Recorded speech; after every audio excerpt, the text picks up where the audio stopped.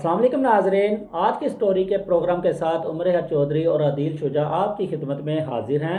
आज की स्टोरी में हम एंटी करप्शन पंजाब के हवाले से तफसीली डिबेट करेंगे। नए तैनात होने वाले DG anti corruption Suhail Zafar Chattha की स्टेटमेंट सामने आई है, जिसमें उन्होंने कहा है कि एक से ज़ायद दरख्वास्त देने वाले को संजीदा ना लिया जाए। मेरा ख्याल है कि ये मेरी अपनी ज़ाती राय है कि ये एक गैर मुनासिब फ़ैसला हो सकता है। इसके ऊपर तफसीली बात भी हो सकती है। हम जानते हैं आदिल शुजा साहब से कि क्या ये फ़ैसला, आप इसको फ़ैसले को किस तरह देखते हैं? ऐसे दस्तूर को सुबह बेनूर को मैं नहीं मानता, मैं नहीं जानता। जी उमर हयात, पहली तो बात यह है कि जब भी कोई नया डीजी आता है एंटी करप्शन एस्टेब्लिशमेंट पंजाब का, तो पहले तो वो ये बोल जाता है कि performance of anti corruption establishment क्या है।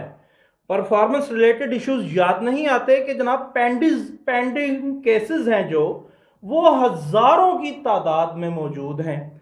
उसके बाद वो ये ऐसा फार्मूलेट करने की वो मैकेनिज्म कोशिश नहीं करते, स्टेटमेंट जारी नहीं करते कि जो पेंडिंग केसेस हैं वो क्यों ज़ेर इल्तवा हैं और उनको प्रायोरिटी पे क्यों नहीं रखा जाता। ऐसा स्टेटमेंट कभी नहीं आता, क्योंकि उनके नाय ही उसमें साबित होती है ना कि हम इसके ऊपर रिकवरी नहीं कर सके, इसको पाया तकमील तक नहीं पहुंचा सके। और क्या वजूहत है? ये नामालूम वजूहत है। और दूसरी नामालूम वजूहत क्यों है कि कोई भी डिपार्टमेंट है, कोई भी इंस्टीट्यूशन है, वो under the commandment of constitution of Pakistan है कि नहीं है।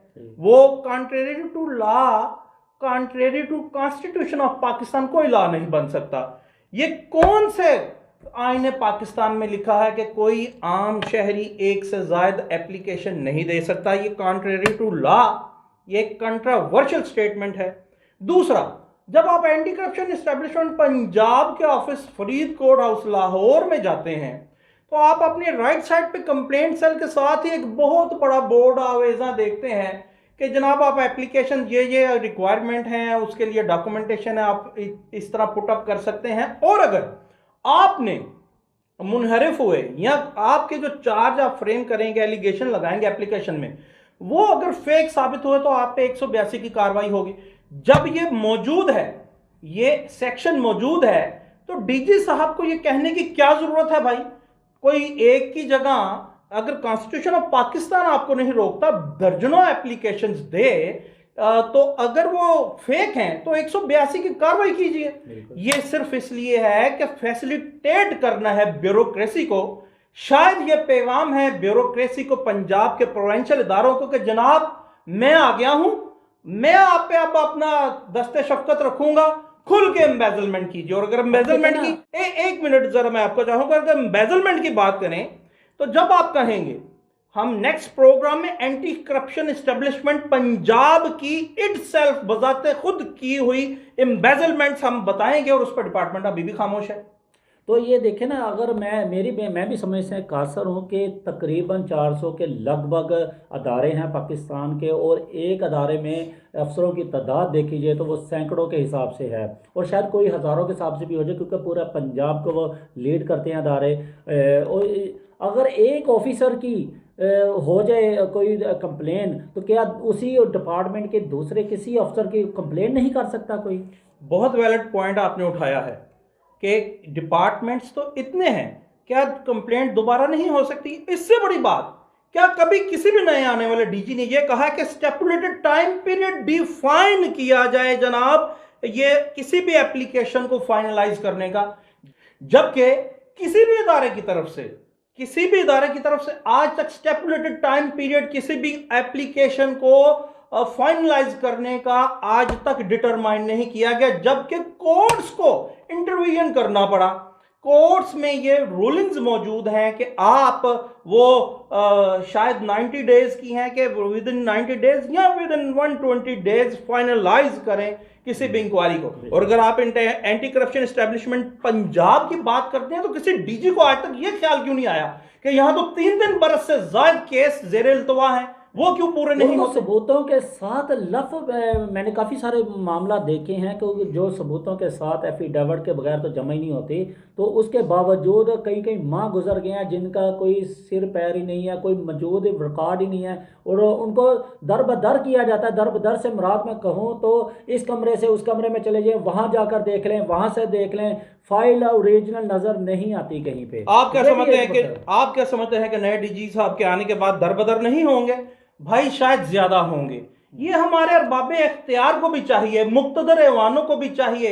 ये जो सीट है director general anti corruption establishment Punjab की, ये अगर हम स्केल वाइज बीपीएस वाइज बात करें तो ये 20 ग्रेड की है, जबकि ये जो चीमा साहब हैं, जो नए डीजी साहब आए हैं, जिन्होंने आते ही ये फरमूदात जारी किए हैं, वो 19 स्केल के हैं। वो एक स्केल अंडर हैं, और वो जहां डीपीओ रहे हैं जिस जिला में, उस जिले में डीपीओशिप के दौरान भी उनके लिए कई कंट्रावर्सीज पुलिस डिपार्टमेंट पंजाब में मौजूद हैं।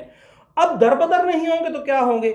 आगे चलिए, मुझे बताइए, फेडरल इन्वेस्टिगेशन एजेंसी एफआईए बड़ा इदारा है या ये प्रोविंशियल इदारा है जो एक सूबाई छोटा एंटी करप्शन एस्टेब्लिशमेंट है? ऐसा क्या यहां पे गुनाह और जुर्म होता है कि जब से कैप्टन साहब गए हैं उन्होंने ये पैरामीटर ड्रॉ किया था कि यहां पे मोबाइल यानी कैमरा नहीं जा पाएगा। हम एफआईए में, फेडरल इन्वेस्टिगेशन एजेंसी में, वहां कैमरा ले जाते हैं, मोबाइल ले जाते हैं। ये डिपार्टमेंट जो एंटी करप्शन एस्टेब्लिशमेंट पंजाब है, इसे हेड कौन करता है? इसे हेड करता है एसएनजीएडी डिपार्टमेंट पंजाब। ये उसकी एक अंडर कमांडमेंट चलता है। एसएनजीएडी में हम मोबाइल ले जाते हैं, यहां ऐसी क्या अंडरहैंड डीलिंग होती है कि यहां मोबाइल ले जाना रिस्ट्रिक्टेड है? ये नो गो एरिया है। ये फंडामेंटल राइट्स के आज के फंडामेंटल राइट्स के बिल्कुल ये मुतजाद बात है। किसी डीजी को यह ख्याल नहीं आता कि मोबाइल पे क्यों रिस्ट्रिक्शन है जब बड़े इदारों में हम ले जाते हैं। तो यहां पे क्या होगा कि एसएनजीएडी में इनके जो ऊपर इदारा है जो जिसके जेर निगरानी ये चलते हैं, हम मोबाइल ले जा सकते हैं। अब आगे चलिए, यहां होता क्या है? कोई भी एप्लीकेंट अगर एप्लीकेशन दे देता है तो उसे एक्स ऑफिशियो पार्स जो हैं मुतलका रेलेवेंट डिपार्टमेंट्स के वो जो सेक्रेटरीज हैं उनको तफवीज हैं, कोई शक नहीं है।